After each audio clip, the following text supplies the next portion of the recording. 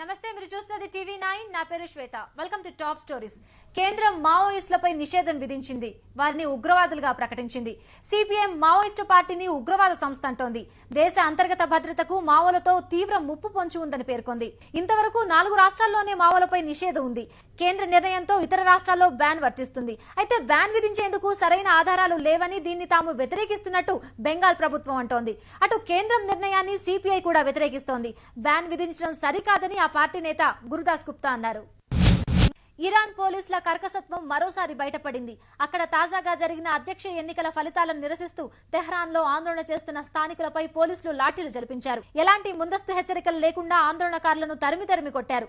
ఈ ఘటనలో చాలా మంది తలలు పగిలాయి. ఓ వ్యక్తికి తల్లో బుల్లెట్ తగలడంతో అతను అక్కడికక్కడే చనిపోయాడు. వార్తలను కవర్ చేయకుండా మీడియాపై ప్రభుత్వం ఆంక్షలు విధించడంతో స్థానికులు ఆందోళనకు సంబంధించిన వార్తలను ఇంటర్నెట్ లో పోస్ట్ చేస్తున్నారు.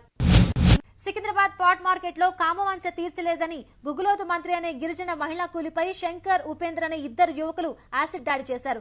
దీంతో ఆమె ముఖంపై తీవ్ర గాయాలయ్యాయి. ఇరుగు పొరుగు వారు ఆమెను చికిత్స కోసం గాంధీ ఆసుపత్రికి తరలించారు. గుగులోతు మంత్రి భద్రాచలం నుంచి ఉపాధి వెతుక్కుంటూ సికింద్రాబాద్ కు చేరుకుందని, ప్రస్తుతం పాట్ మార్కెట్ లో విశాల్ కన్స్ట్రక్షన్స్ లో కూలీ పని చేస్తుందని పోలీసులు అంటున్నారు. బాధితురాలి ఫిర్యాదు మేరకు నిందితులు 2 అదుపులోకి తీసుకున్నామని పోలీసులు చెబుతున్నారు.